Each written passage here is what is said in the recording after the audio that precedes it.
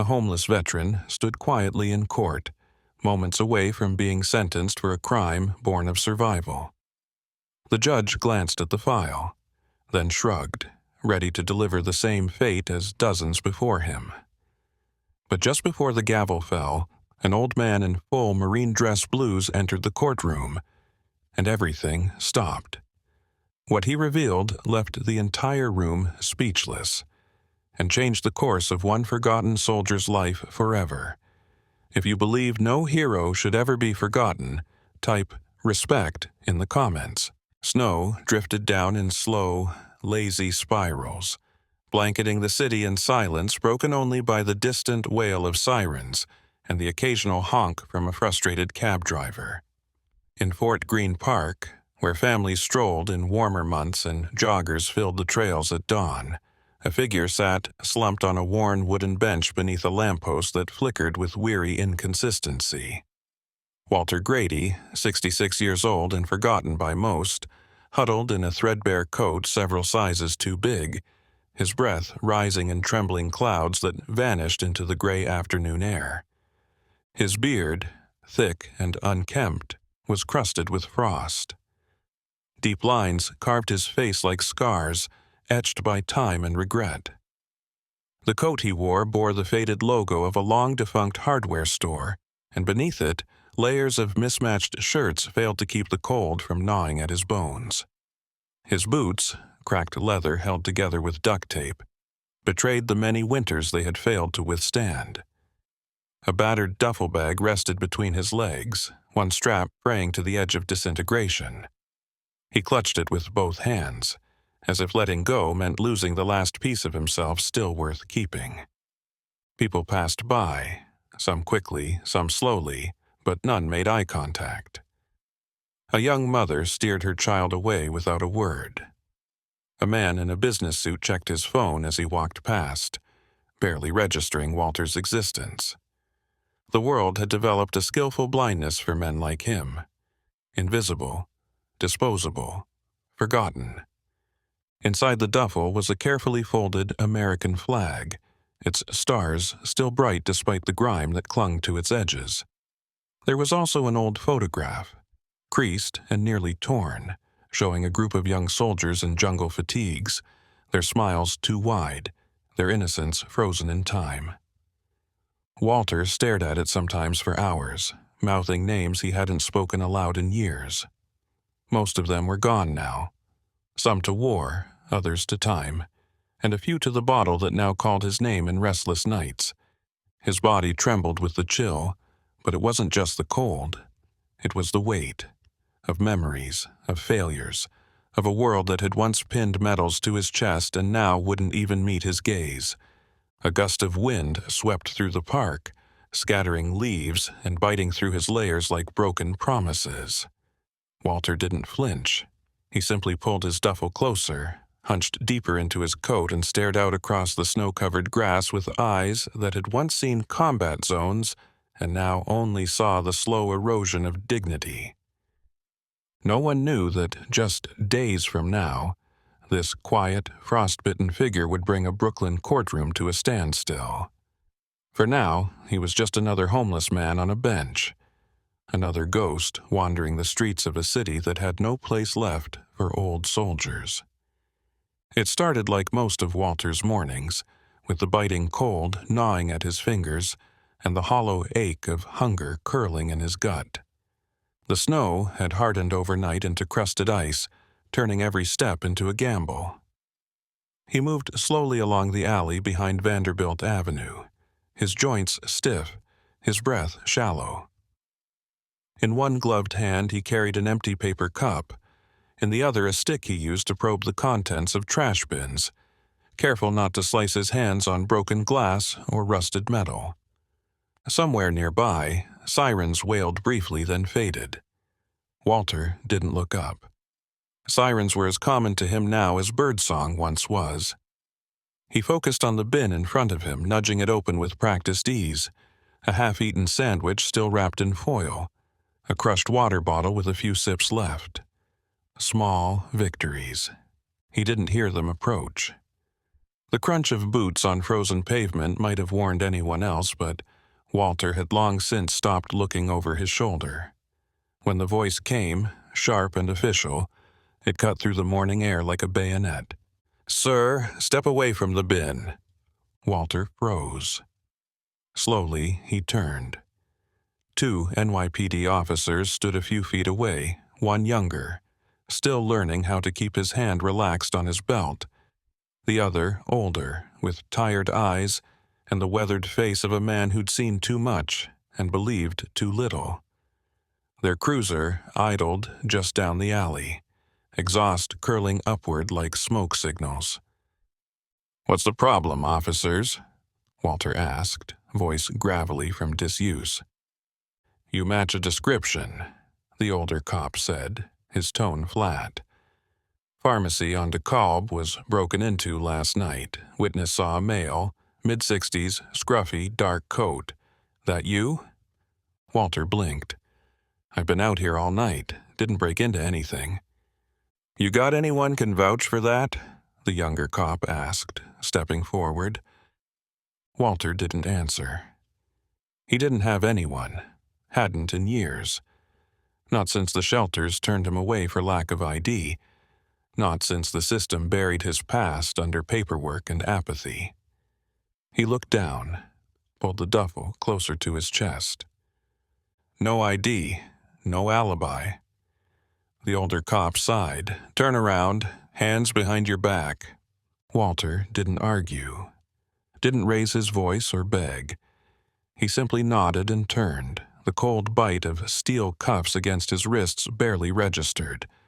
He'd worn worse, much worse. As they led him toward the cruiser, the younger cop glanced at the duffel bag left on the curb. "That his?" "Tag it," the older one muttered.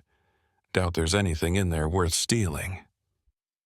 Inside that bag sat a Bronze Star certificate and a photo of 5 young men in fatigues. One of them had once been Walter Grady, but none of that mattered now. Not to them. To them, he was just another vagrant. Another body in the system. Another case to process and forget. The back door of the cruiser slammed shut, muffling the world behind cold glass. And just like that, the city had claimed another ghost. The holding cell was cold, its walls the color of forgotten memories, peeling gray paint, stained in corners by time and neglect. A flickering fluorescent light buzzed overhead, casting harsh shadows that made even the calmest man feel on edge. Walter Grady sat alone on the metal bench bolted to the wall, his wrists still bearing faint red marks from the handcuffs. The air was stale, thick with the scent of bleach, old sweat, and the hopelessness of the men who had passed through before him. He didn't speak. He didn't move much either, except to shift his aching shoulders or adjust the way his fingers rested against his knees. His eyes, bloodshot and tired, were fixed on the wall in front of him. But he wasn't looking at the wall. Not really. He was seeing somewhere else entirely. Maybe a jungle trail near Da Nang. Maybe the moment a friend bled out in his arms. Or maybe he was just thinking about the sandwich he never got to finish that morning. Outside the cell, a young assistant district attorney flipped through a manila folder with casual detachment. The file was thin. 2 arrest sheets, 1 fingerprint card, and a badly photocopied police report. Walter Grady, 66 years old, homeless, no priors for violence, the prosecutor muttered. 3rd time caught near a burglary scene, looks like breaking and entering again. Pretty open and shut.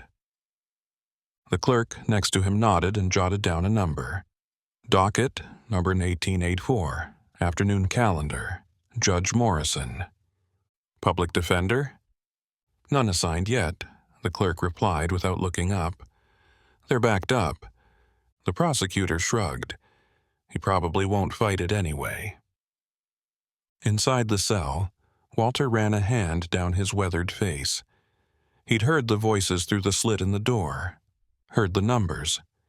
Docket 1884, another case, another label, Another day spent being processed like a package with no return address.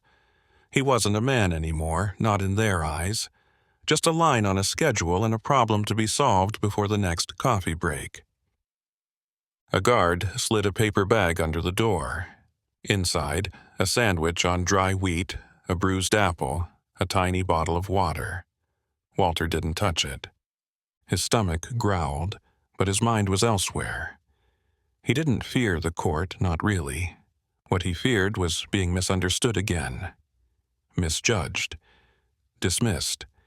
He feared becoming the villain in someone else's quick paperwork fix. Out in the hallway, the cases piled up. Names became numbers, faces blurred together. And Walter Grady sat in silence, waiting. Not for mercy, not for redemption, but simply for someone to see him as more than the shell he had become. The courthouse hallway buzzed with chaos. Shuffling feet, echoing voices, clattering briefcases. Fluorescent lights hummed overhead, casting a washed-out pallor on everything below. Emily Carter clutched a steaming cup of coffee in one hand and a file folder in the other, trying to balance the two as she weaved through the crush of bodies like a fish swimming upstream. She was 27, barely a year out of law school, and the fatigue in her eyes was starting to rival that of the seasoned attorneys around her. A voice called out her name over the din. "Carter!" She turned sharply. Her supervisor, a balding man in a cheap blue suit, waved a folder at her like it was a hot potato. She barely had time to reach for it before he shoved it into her hands. "Next up on the afternoon calendar," he said, "Walter Grady, homeless, alleged B&E, third offense, Judge Morrison's courtroom." Emily flipped open the folder as he spoke. There wasn't much: an arrest report, a few grainy photos of the pharmacy's broken door, and a short record of prior charges: loitering, trespassing, shoplifting. Nothing violent, nothing recent. Still, the page was stamped with a red warning: repeat offender, eligible for enhanced sentencing. "I've got 4 others on my list today," Emily said, scanning the sparse file. "Do we have anything from him directly?" "Don't waste your time," her boss replied flatly, already walking away. "He's a ghost, doesn't talk. Just negotiate the plea, get him the minimum, and move on. Judges don't like delays." Emily stood still for a moment, staring down at the black and white mugshot clipped to the file. Walter Grady.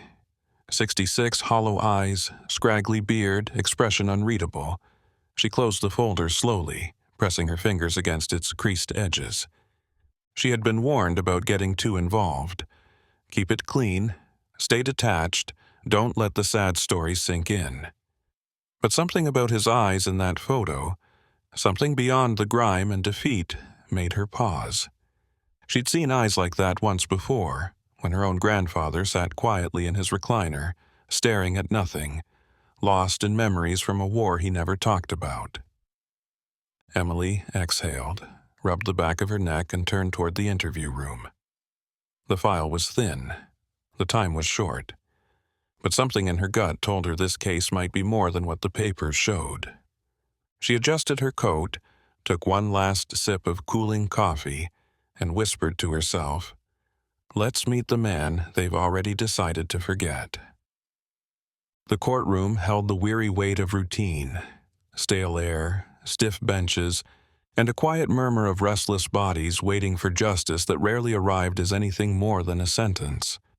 The room was full, not with spectators, but with people clinging to fraying edges, defendants in wrinkled clothes, families with folded arms and tired eyes, overworked attorneys balancing too many cases in too little time. Every shuffle, every cough, every creaking hinge on the doors echoed just a little too loud, like the room itself was groaning under the strain of its own indifference. Behind the bar, the judge sat elevated in a worn leather chair that creaked each time he shifted his weight. Judge Morrison, a man with a heavy brow and deeper frown lines, flipped through docket notes like he was sorting junk mail. He'd seen it all before. Nothing surprised him anymore. Just names, numbers, offenses, and outcomes. Mostly outcomes. "Next," he muttered, already bored. The bailiff opened the side door. From the holding area, Walter Grady was led in slowly, his wrists shackled, his steps uneven. The oversized orange jumpsuit hung off his thin frame like a blanket meant for someone else. His white beard looked out of place against the harsh fluorescent lights, more like a reminder of someone's forgotten grandfather than a criminal. His gaze was cast downward, not in shame, but in something more worn than guilt, resignation. People shifted. Some looked away. Others rolled their eyes or whispered under their breath. Another homeless guy. Another loser off the street. The kind of man you step over on your way to work and forget by lunchtime. Emily Carter watched from the defense table, the file folder open in front of her but no longer needed. She wasn't reading anymore. She was watching. The way Walter's eyes barely flicked up as he scanned the courtroom, the way he winced slightly with every step. Not for show. Not for pity. Just a man who had learned not to expect kindness from crowded rooms. Walter sat beside her without a word. He didn't look at her, didn't look at the judge, just stared at his own shackled hands, as if waiting to disappear into them. Emily glanced over, her pen still between her fingers. "Mr. Grady," she said softly, but he gave no sign he'd heard her. Judge Morrison peered over the rim of his glasses. "Walter Grady, docket 1884, alleged break-in, prior offenses noted, defense ready." Emily stood smoothing her jacket. "Your Honor, But the judge was already turning a page. The machine had begun to move. In the gallery, someone yawned. Another checked their watch. To them, it was just another case. But for the man in the orange jumpsuit, quiet, bruised by life, half lost in memory, this was the moment everything might change. Or it might not. In rooms like this, most stories ended without anyone ever hearing them. Emily Carter had been in this courtroom enough to know how things usually went. The rhythm was familiar by now. Plea, sentence, next case. Keep it moving. Don't linger. Don't look too closely. But as she sat beside Walter Grady and opened her mouth to deliver the words everyone expected her to say, something inside her faltered. She glanced sideways. Walter hadn't moved. He sat as still as stone, eyes low, shackles clinking softly every time his fingers shifted in his lap. But there was something in his eyes, not fear, not guilt, but something deeper. Worn, buried, haunted. It hit her like a sudden chill. This wasn't a man trying to beat the system. This was someone the system had already steamrolled over years ago, left behind and forgotten. Her hand tightened on the edge of the defense table. The file in front of her was still maddeningly thin. No character witnesses, no family contacts, no statements from the accused. Just the same old charges. Trespassing, loitering, now breaking and entering. No one had looked deeper. Maybe no one cared to. But something didn't add up. She couldn't say what, not yet, but it whispered at the back of her mind like a warning. She stood. "Your Honor," she began, voice steady but not mechanical. "The defense respectfully requests a short continuance." Judge Morrison didn't look up at first. He was scribbling something on the case summary. "You've had the file for an hour, counsel. We're not running a charity here." "I only received the case moments ago," Emily replied, forcing herself to stay calm. "There are potential elements that need verifying. I believe there's more to Mr. Grady's history than what's listed in this file." Now the judge did look up. His eyebrows creased in irritation. "Is that so? What are you hoping to uncover, Ms. Carter? A winning lottery ticket in his sock?" A few quiet chuckles came from the gallery. Emily didn't blink. "I'm requesting 1 hour, Your Honor," she said. "That's all, to determine if the court is missing context that could change the nature of this case." Judge Morrison sighed, the kind of sigh that carried years of overstuffed dockets and worn-down patience. "1 hour," he said finally, rapping his gavel once. "You have until 2:15. Don't waste my time, counselor." Emily sat back down as the judge moved on to the next name. Walter didn't speak, but she caught him watching her from the corner of his eye. Just for a moment. Something like surprise flickered there. And maybe, just maybe, hope. The holding cell felt colder this time. Like the concrete itself had absorbed the hopelessness of every man who'd ever sat behind its steel bars. Fluorescent lights buzzed overhead, casting pale, sickly light that seemed to flatten every shadow, every wrinkle, every face. Emily Carter stood just beyond the thick glass pane, waiting for the guard to finish unlocking the interview room door. Her legal pad was tucked under one arm, her coat draped awkwardly over her shoulders, and her breath curled faintly in the air like smoke. Walter Grady sat exactly where she'd left him, on the metal bench, hunched over, fingers knotted together in his lap. He didn't look up when the door opened, didn't move, just sat in silence like a statue carved from old stone. "Mr. Grady," Emily said gently, taking the seat across from him. She placed the folder between them but didn't open it. Instead, she studied him, his face lined with the years, his eyes distant and dim, the kind of expression that only people who'd been forgotten long enough to believe it wore. "I asked for more time," she said, "to help, but I need something to work with." Walter didn't answer. His gaze stayed fixed on a crack in the floor near her shoes, as though he were counting how far it traveled across the room. "I'm not here to trap you," she added, a little softer now. "I just want to understand." A long silence followed. Only the distant sounds of keys jangling and boots on linoleum echoed down the corridor. Emily leaned forward, elbows on her knees. That's when she saw it. Just barely, peeking out from the collar of his faded shirt. A dull silver chain. Her heart paused. She didn't reach for it. She just nodded toward it. "Are those dog tags?" Walter shifted slightly but still didn't speak. "You served?" she asked, this time with more certainty. Still no words. But his hand moved. Slowly, deliberately. It rose from his lap and found the chain, curling gently around it like he was holding something sacred, the way someone might grip a crucifix in prayer. Or a photograph they couldn't bear to look at but couldn't let go of either. Emily watched the motion, the reverence in it, the pain. It told her more than any statement ever could. "I think we've been looking at the wrong part of your story," she said quietly. "But I need your help to see the rest." Walter's eyes finally lifted. Just for a moment. And in them she saw something. Recognition, maybe. Or the last flicker of a man who'd been standing alone in a war no one else could see. Still, he said nothing, but he didn't let go of the tags. And Emily knew, without doubt, there was more to this man than anyone had bothered to ask.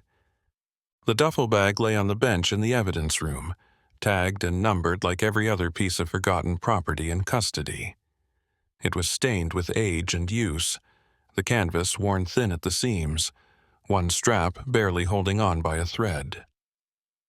Emily Carter signed the chain of custody log with a practiced flick of her wrist, but her hands trembled slightly as she lifted the bag and brought it to the small table in the adjoining room.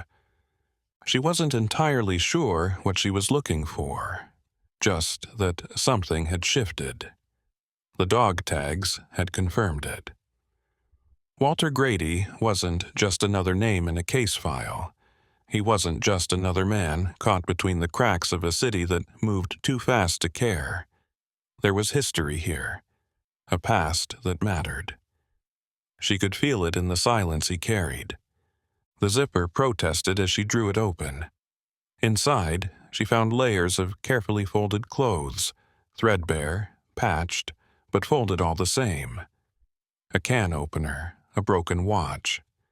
A paperback novel with half the pages missing, and beneath it all, wrapped in a plastic grocery bag tied in knots, something heavier. Emily gently opened the plastic and found a folder, water-damaged, the cardboard curled and warped. She placed it flat on the table and carefully lifted the cover. Her breath caught. The first item was a photograph, its edges yellowed and soft. 5 young men in jungle fatigue stood together under a sweltering sun, arms slung over each other's shoulders. They were muddy, exhausted, grinning. Walter stood in the center, younger, stronger, alive in a way he no longer seemed. Behind it, a certificate, creased, ink faded but legible. Bronze Star Medal. Her eyes traced the words slowly. For acts of heroism in connection with ground operations against a hostile force in the Republic of Vietnam. And then, one more page. A letter on official military stationery. She could barely make out the signature, but the title was clear. Commanding General, 3rd Marine Division. She sat back in her chair, stunned. The room seemed to shrink around her. The buzzing of the overhead light grew louder. Everything in the folder had been kept like a relic, guarded, protected. It hadn't been forgotten.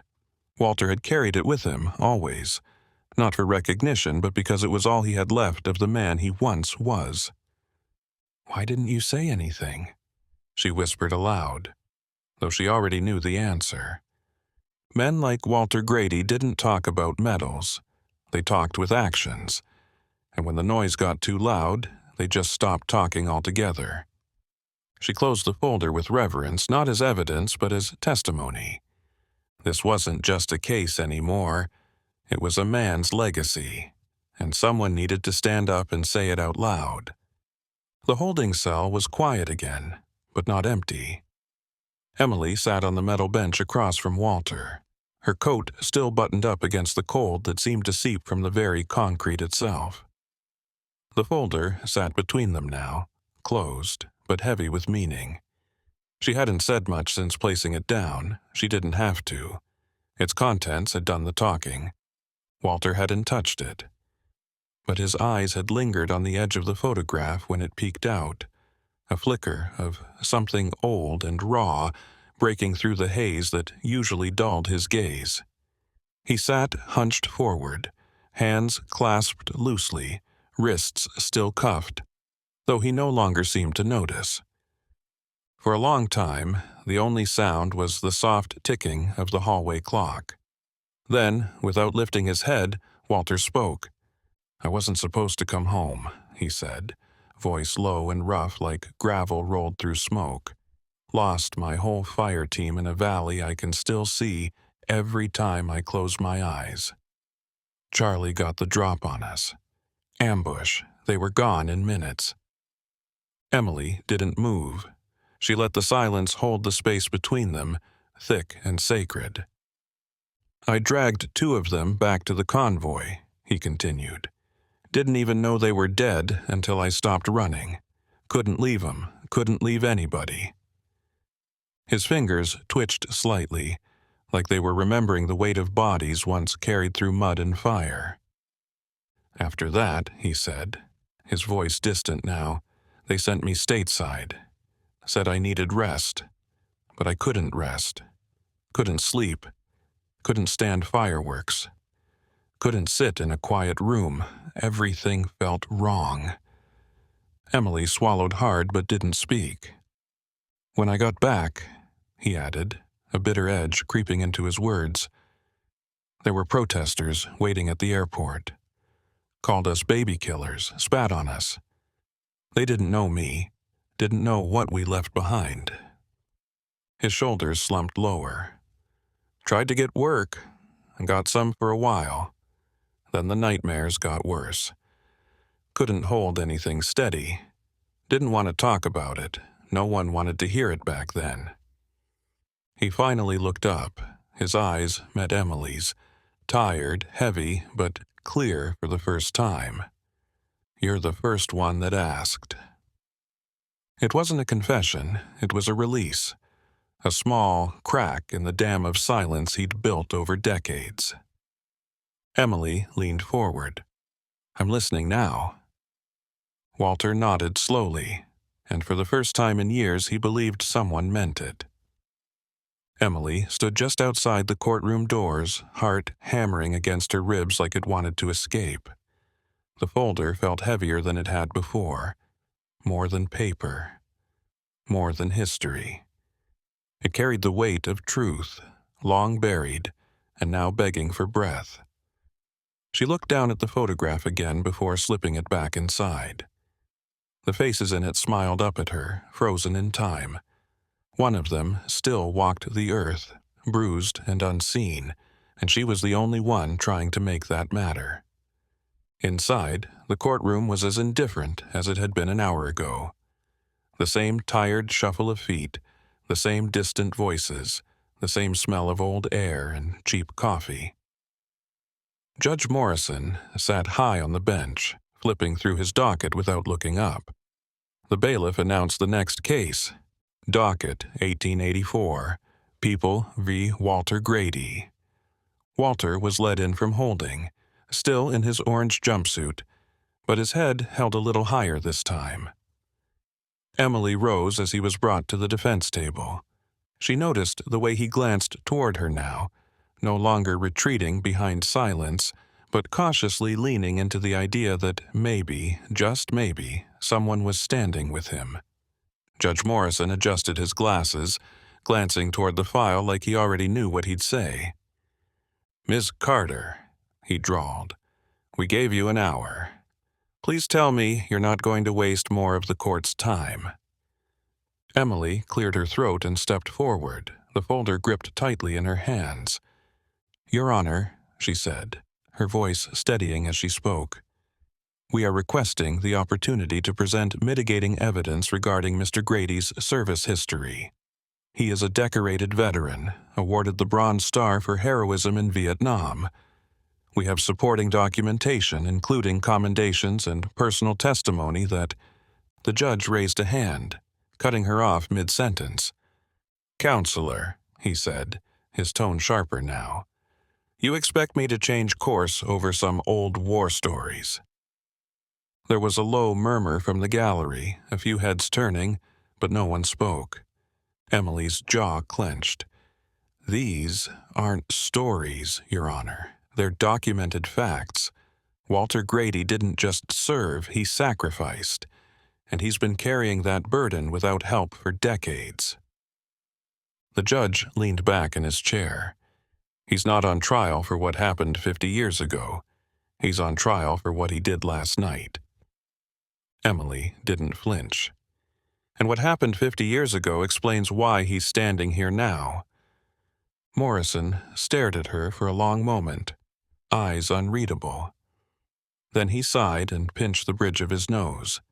"You have 10 minutes, he muttered. "Impress me." It wasn't approval, it was permission. But it was enough. The courtroom had settled into that peculiar hush that always came before judgment. Thick, expectant, almost reverent, as if everyone knew something irreversible was about to happen. Walter sat with his hands folded neatly on the defense table, wrists unshackled now but still carrying the weight of invisible chains. He stared forward, not at the judge, not at Emily, but somewhere far off, past the walls, past the years. He looked like a man waiting for a sentence he'd already served. Judge Morrison cleared his throat and looked down at the case file, glasses low on the bridge of his nose. His voice was crisp, mechanical. "Walter Grady," he began, "based on the charges brought before this court, including breaking and entering, and based on your prior offenses, your lack of stable employment or housing, and the recommendation of the district attorney's office. He paused only to shuffle a few papers, the sound sharp in the stillness. This court is prepared to sentence you to 6 months in county detention, with the possibility of probation contingent on your participation in a transitional housing program, should you qualify. Emily stood so quickly her chair scraped against the floor, drawing eyes from the gallery. Your Honor, I have new evidence that may affect sentencing. The judge looked up, annoyed. Counselor, we already discussed this. This is different, Emily said, her voice firmer now. I ask for 1 minute. Just one. The room stilled again. Walter didn't move. The judge sighed audibly, glanced toward the clock, then gave a reluctant nod. You've got 60 seconds, Ms. Carter. Use them wisely. Emily stepped forward, holding the folder to her chest like it might burst open from the pressure. Walter Grady served in Vietnam, she said clearly, each word deliberate. He earned the Bronze Star for heroism under enemy fire. He carried wounded comrades back to safety after an ambush that left most of his unit dead. I have the citation here. I have the photographs. I have a letter signed by his commanding officer. And I have a man who never once sought recognition, who came home to a country that turned its back on him, and who's been surviving, not living, surviving, ever since. A beat of silence. Even the prosecutor didn't move. This is not a repeat offender, Your Honor, she finished, voice quiet but unshakable. This is a forgotten soldier. The judge stared at her, the seconds ticking away. Then slowly, almost imperceptibly, Walter turned his head and looked at her. Not with disbelief, not with hope, just recognition. Someone was finally saying what he couldn't. Emily's hands trembled slightly as she opened the battered folder, the creased edges of the Bronze Star citation worn soft with time. The courtroom, which only moments earlier had buzzed with impatient rustling and the soft clicking of cell phones, now sat in complete silence. Even the judge leaned back slightly, arms crossed, expression unreadable but attentive. She drew a steadying breath and began to read. The Bronze Star Medal is awarded to Staff Sergeant Walter J. Grady for heroic achievement in connection with military operations against an armed enemy in the Republic of Vietnam.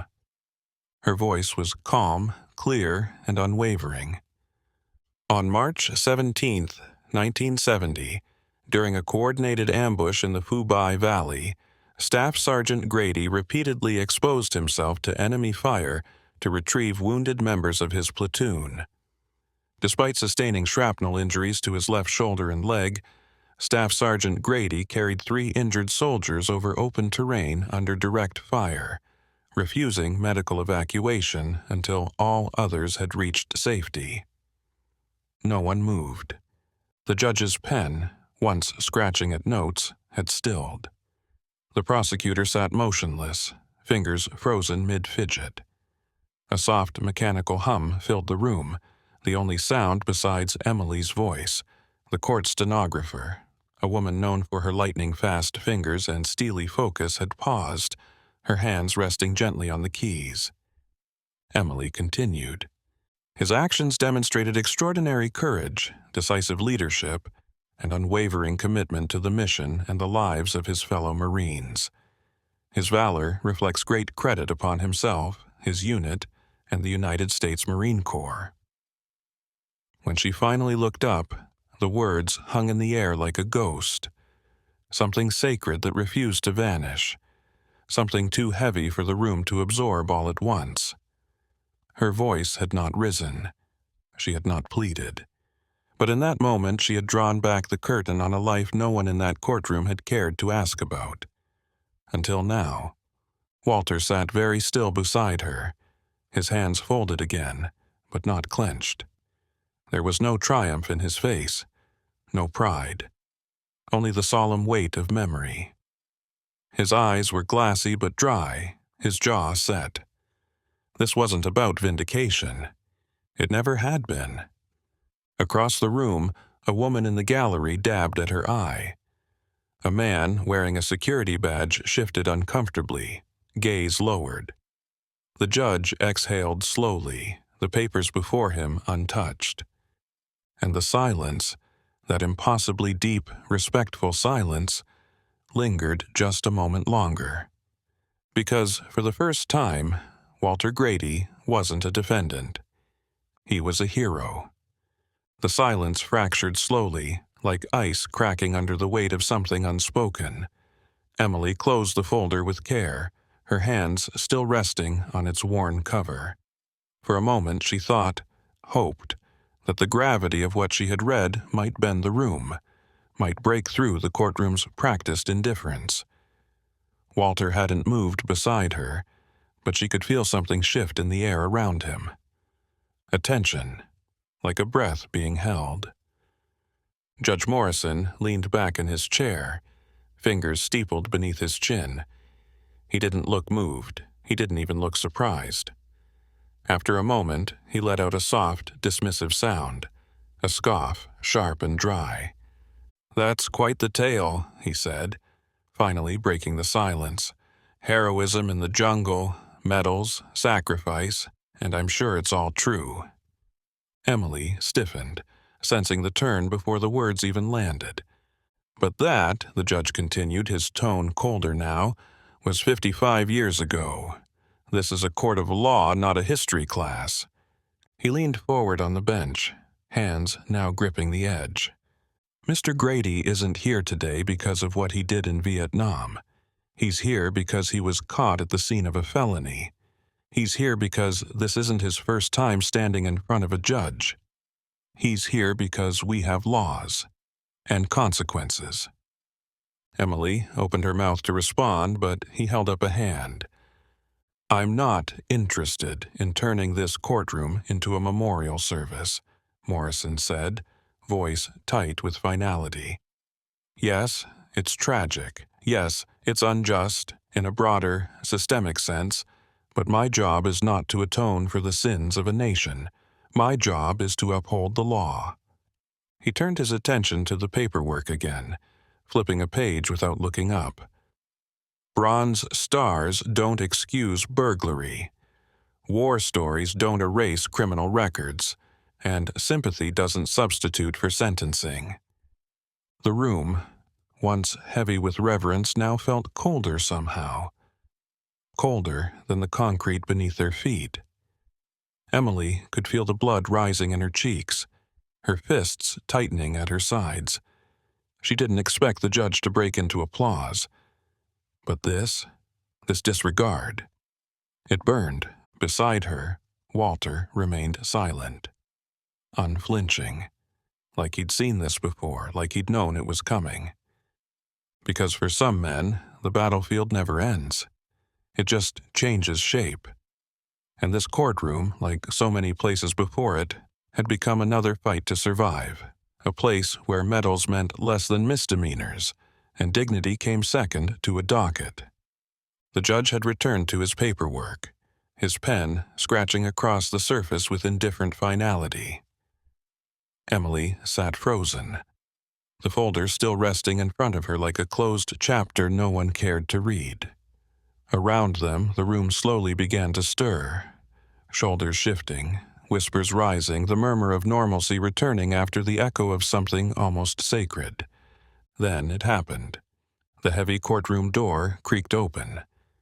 Not slammed, not burst through, just opened, slow and deliberate. The sound somehow louder than the gavel had been. Every head turned. An old man stood in the doorway. His posture was straight, impossibly so for his age. He wore the full-dress blues of the United States Marine Corps, crisp and immaculate. Rows of ribbons gleamed across his chest, each one earned, not given. The golden buttons on his coat caught the light like small stars. His cover was tucked beneath his left arm, and in his right hand he carried a polished wooden cane, not because he needed it, but because it belonged with the uniform. He took one step forward, then another, and another. The sound of his cane striking the tile was the only noise in the room now. Measured, unapologetic, a cadence learned long ago. Emily turned in her seat, eyes wide. Walter, silent, unmoving until now, lifted his head.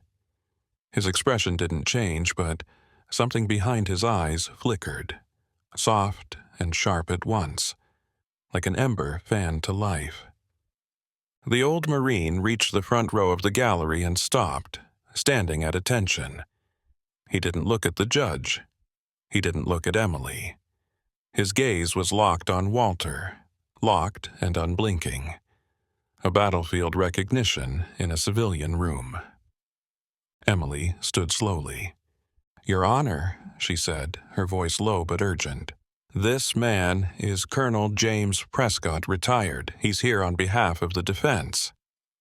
Judge Morrison looked up, visibly thrown off balance. "Excuse me?" The colonel raised his chin slightly. "Permission to speak, Your Honor," he said, his voice clear, weathered, and commanding. "I'm here because the man you're about to sentence once saved my life in Da Nang." The silence returned, deeper than before. A courtroom full of people suddenly aware they were about to witness something more than law. They were about to witness memory, loyalty, and truth, dressed in marine blue, walking straight into a place where ghosts were finally ready to speak. Colonel James Prescott stood tall despite the weight of years pressing against his spine.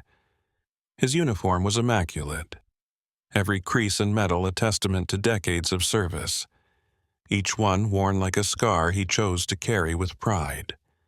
Slowly, with reverence, he removed his cap and tucked it under his arm. His silver hair, neatly combed, caught the overhead lights like a halo made of steel.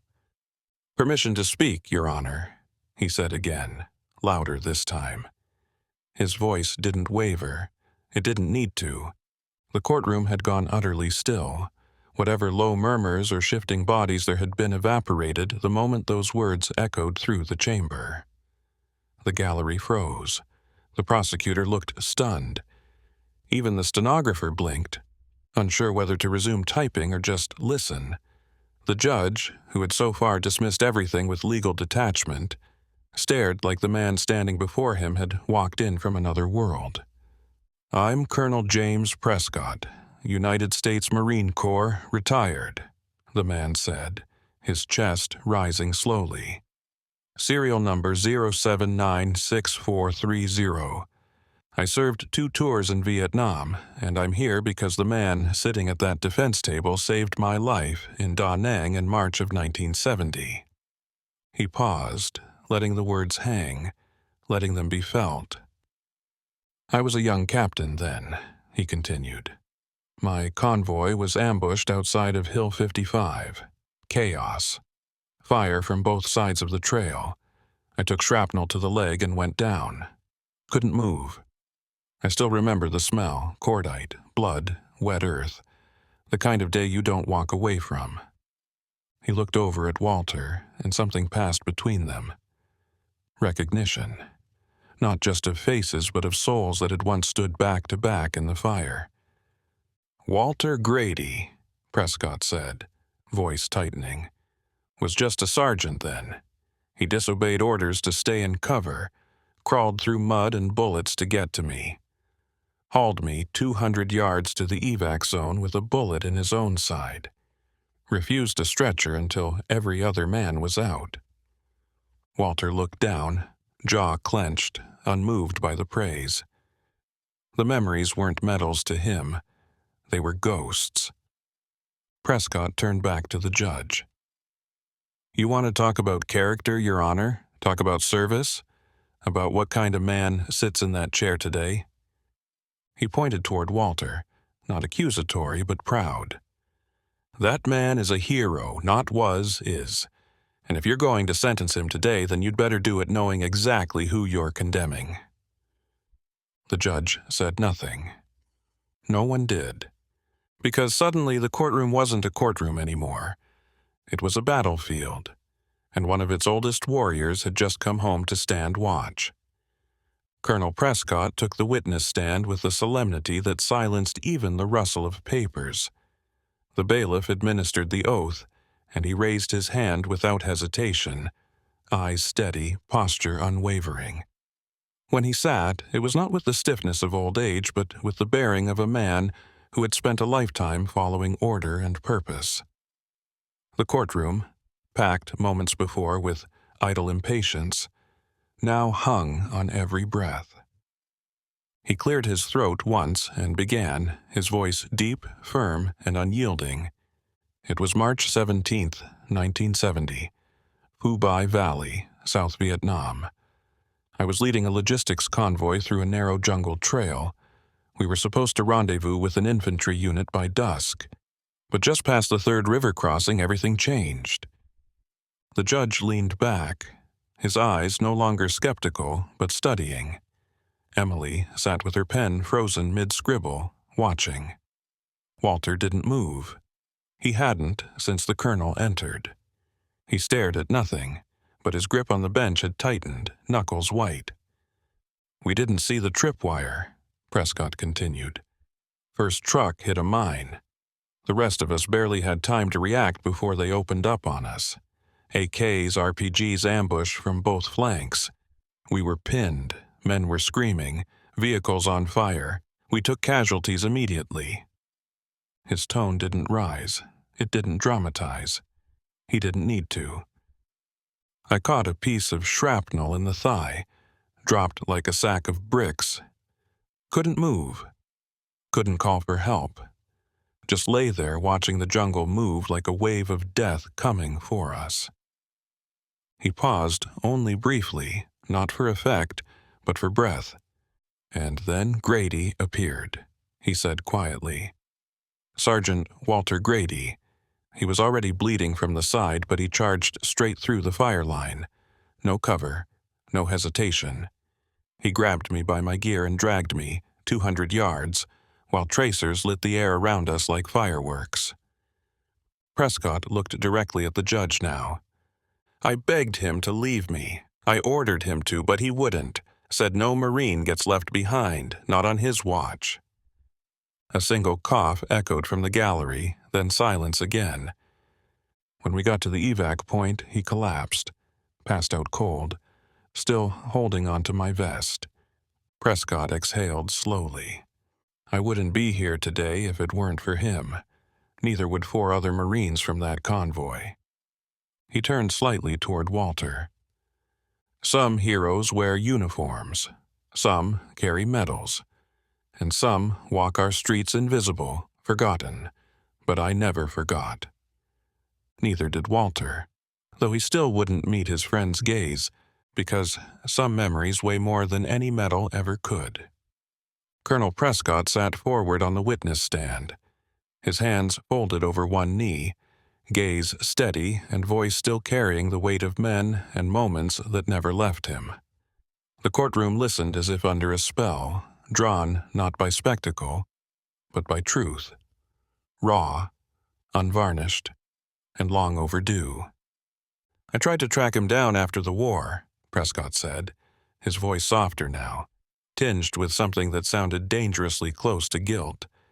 "We wanted to nominate him for a second commendation, possibly a Silver Star. His actions in Phu Bai weren't just brave, they were extraordinary. But Walter Grady had vanished." He looked toward Walter, whose eyes remained low, fixed on a scuff in the wood grain of the defense table as if it might anchor him in the room. "We filed paperwork," Prescott continued. "Sent letters. Tried the VA, nothing. No forwarding address, no family contact, just gone. And the military, God help us, it moved on. Bureaucracy doesn't wait for ghosts." There was a tightness in his throat as he pressed on.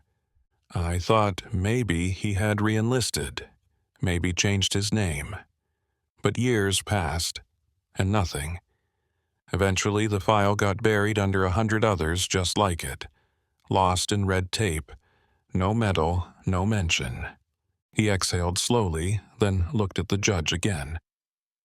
It wasn't until this morning that I finally understood. I read the transcript of Ms. Carter's interview. What Walter said about the protests. The welcome home that never came. It hit me like a punch to the gut. He paused, letting the words settle. He didn't disappear because he was lost. He disappeared because he didn't believe he deserved to be found. Emily's hand crept to the folder again, her thumb brushing the edge of the weathered Bronze Star citation inside. He carried his shame like a rucksack, Prescott said, voice tightening. Not for what he did, but for what he couldn't save. That kind of burden doesn't go away. It festers. And if no one tells you it's okay to come home, you start to believe you're not welcome. A long silence followed. No gavel, no motion. Just the quiet unraveling of a truth buried too deep for too long. Walter blinked slowly. Still no tears. Still no words. But in his shoulders, in the smallest lift of his chin, something had shifted. He was being seen. Fully. Finally. And for the first time in decades, his story wasn't being carried by him alone. The courtroom had never been this quiet. Not during testimony. Not during sentencing. Not ever. It was the kind of silence that didn't beg for words. It demanded reverence, the kind of stillness that stretched beyond the physical, reaching into the soul of every person present. A collective breath held, waiting for something none of them knew how to name. Colonel Prescott had returned to his seat. His testimony had landed like a stone dropped into a still pond, rippling through walls, flesh, memory. Now, even the air itself seemed unwilling to move. Emily sat at the defense table, the folder closed in front of her like a sealed grave. She wasn't looking at the judge anymore. She was watching the jury, alternates, those not even required to decide anything, wipe quietly at their cheeks, their expressions raw and unguarded. Walter hadn't said a word.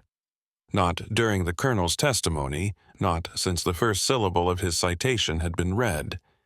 But something in him had cracked open, not in weakness, but in release. His eyes were no longer guarded. They glistened faintly, and in his trembling hands he held a small, worn photograph, the one Emily had seen in his duffel. The faces were faded, edges curled, but his thumb traced over each man like a prayer. 1, 2, 3, 4. Brothers, ghosts, gone. He wasn't hiding anymore. The judge, who just moments ago had scoffed at war stories and medals, now looked as though something inside him had shifted too. He stared down at Walter, not as a defendant, but as a man. A man he could now see had been carrying a weight that no cell, no sentence could ever measure. Emily leaned slightly toward Walter, not to speak, just to be near him. There was no need for more words. The truth was already in the room, breathing through every heavy silence, every still breath, every tear unshed. No one moved. No one dared. Because somehow, this courtroom, this cold, indifferent place where judgment was routine and mercy rare, had become sacred ground, a place where history stood shoulder to shoulder with the present and demanded to be acknowledged. And in the middle of it all, Walter Grady sat silently, holding a photo, and a life that finally, someone else could see. Not as a case, but as a man. The judge sat with his hands folded over his bench, his usual posture of authority softened now by something else, something heavier. His gaze rested on Walter Grady, and this time, it didn't look through him. It didn't skim past like so many had done. It stayed there, steady and deliberate, eyes tracing every weathered line on the face of a man who had been discarded by time and system alike. He leaned back slowly, as if the very act carried more weight than any gavel he'd ever dropped. The courtroom waited, still hushed, the breath of every person suspended in shared expectation. "Mr. Grady," Judge Morrison said at last, his voice not booming, but thick, almost gravelly. "It appears this court owes you an apology." A beat passed, then another.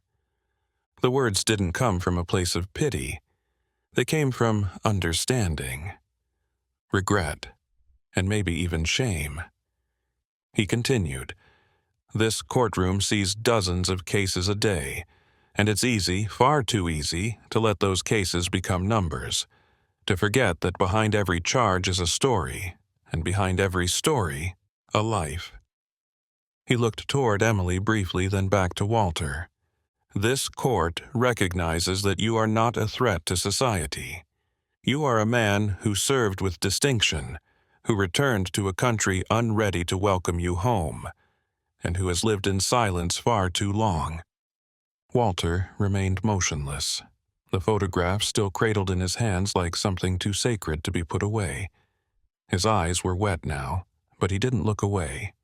He was done hiding. "I am vacating the sentence," the judge said, each word deliberate. "And I'm ordering Mr. Grady to be enrolled in the Brooklyn Veterans Treatment Court, effective immediately. There, he'll receive housing support, counseling, and the services he should have been offered years ago." For a moment, silence held. Then someone in the gallery began to clap. One set of hands, slow and steady, then another, then a few more. Not thunderous, not performative, but heartfelt. Rippling softly through the room like a tide of long-delayed recognition. Emily felt her throat tighten as she joined them, unable to stop the smile that formed through the tears stinging her eyes.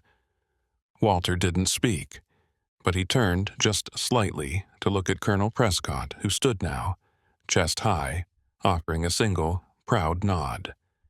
And for the first time in 5 decades, Walter Grady stood in a room where he was not a burden. He was a brother, and he was going home.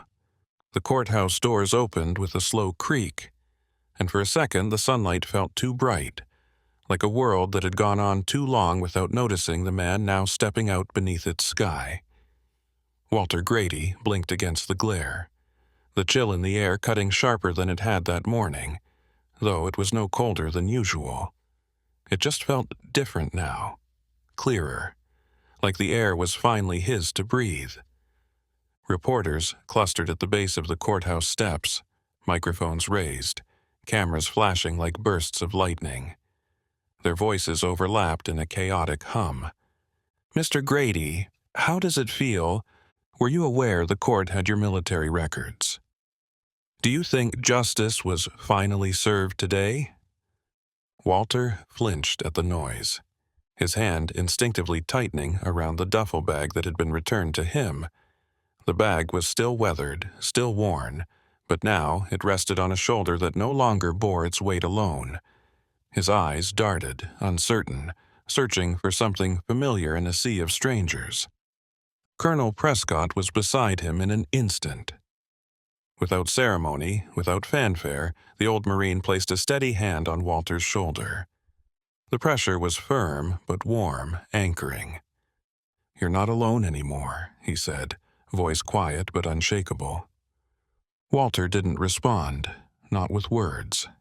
He simply nodded once, slow, deliberate, as if testing the weight of the moment and finding it finally bearable. Emily stepped forward from the courthouse doors, a soft smile on her face and unshed tears glimmering in her eyes. She looked nothing like a rookie attorney now. There was something deeper etched into her features. Exhaustion, yes, but also purpose. She'd fought not for a win, but for a truth to be seen, and it had been. "Welcome home, Staff Sergeant," she said, her voice catching at the edges. Walter looked at her for a long moment, unsure what to say, how to receive words he never thought he'd hear again. But there was a glimmer of something behind his eyes now. Not peace, not yet, but the beginning of it. He gave her a quiet nod and adjusted the strap on his shoulder. Then, slowly, the three of them, Grady, Prescott, and Carter, descended the courthouse steps together. Not as convict and lawyer, not as relic and relic keeper, but as brothers and sister-in-arms. Redemption didn't shout that day. It didn't come wrapped in headlines or cheers. It walked down a sidewalk in worn boots, under open sky, with the weight of silence finally lifted, and a second chance unfolding one step at a time. The room smelled faintly of coffee and fresh printer paper, with chairs arranged in a loose circle and sunlight pouring through the tall windows, warming the tile floor. It was quiet, the kind of quiet that held space for hard things to be said. A whiteboard at the front read Brooklyn Veterans Support Group, weekly session, the letters a little crooked, written in dry erase marker by someone who cared more about the meaning than the presentation. Walter Grady sat among the circle, his back straight, his hands resting in his lap. His beard had been trimmed, his hair cut neat around the ears. He wore a clean, dark jacket zipped halfway up, the Marine Corps insignia embroidered proudly on the left chest, a small detail, but one that said more than words could. It wasn't new, not by a long shot, but it was his. And this time, he didn't feel like he had to hide it. Around him, other veterans nodded as they listened to the man beside Walter share a story about his first panic attack after coming home from Kandahar. Heads bowed in silent understanding. No one judged, no one rushed. They just listened. That was the difference here. People truly listened. Walter hadn't spoken yet. Not in this group. He came. He nodded. He stayed. But his presence was noted, respected, and when someone made space for him in the circle that first week, no one had asked where he'd been. They just made room. Outside the building, a small van waited to take him to his new housing appointment, a transitional facility run by the VA. It wasn't permanent, not yet, but it was warm, safe, and his name was finally on something official again. The caseworker had said they'd fast-tracked his paperwork after reading about his story. Staff Sergeant Walter Grady was no longer just a whisper on old military rolls. He existed. He mattered again.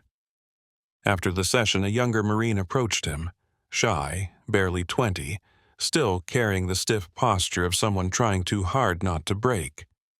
"Sir," he said, I wanted to say thank you. For what you did, for being here." Walter looked at him for a moment, then offered a small nod and a hand that was steadier than it had been in years. They shook hands, the grip firm. Real. "Semper Fi, son," Walter said. And for the first time in a long, long while, he didn't feel like he was visiting someone else's world. He felt like he belonged. Like a hero returning to his rightful place. The sun shone low and golden over the Brooklyn courthouse, casting long shadows across the stone steps and bathing the facade in a warm glow.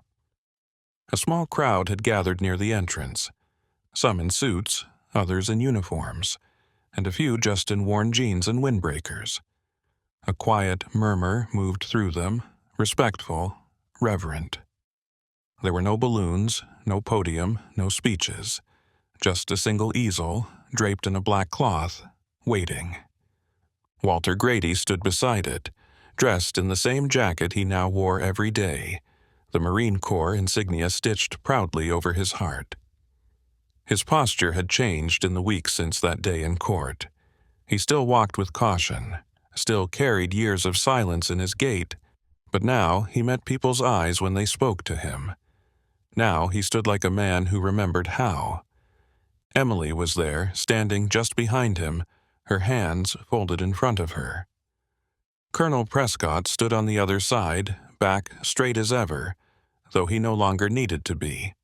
Around them stood court staff, fellow veterans, even a few reporters, and somewhere toward the back a quiet handful of people who simply wanted to be there. People who had heard the story and needed to see it through. A man from the courthouse maintenance crew stepped forward, reached up, and pulled the cloth free. The brass underneath caught the sunlight instantly, the engraved letters polished to a shine that made some people squint, others blink back tears. In honor of Walter Grady, a forgotten hero who reminded us all what service and sacrifice truly mean. No one applauded. It didn't feel like that kind of moment. Walter stared at the plaque for a long time. His fingers reached out and brushed the metal slowly, like he wasn't sure if it was real. His hand rested there a moment longer, grounding him. Behind him, Emily spoke softly. "It's permanent." He didn't answer right away, just kept looking at it, the way one might look at a headstone, or a name on a wall, or a memory that had finally been given a voice. When he did speak, it was barely above a whisper. "They won't forget this one." "No," Emily replied, her voice thick. "Not this time." And standing there with his name etched in metal and the world watching, not in judgment, but in quiet awe, Walter Grady was no longer a ghost, no longer a case file, no longer a man passed by. He was seen. He was remembered. And he was finally home.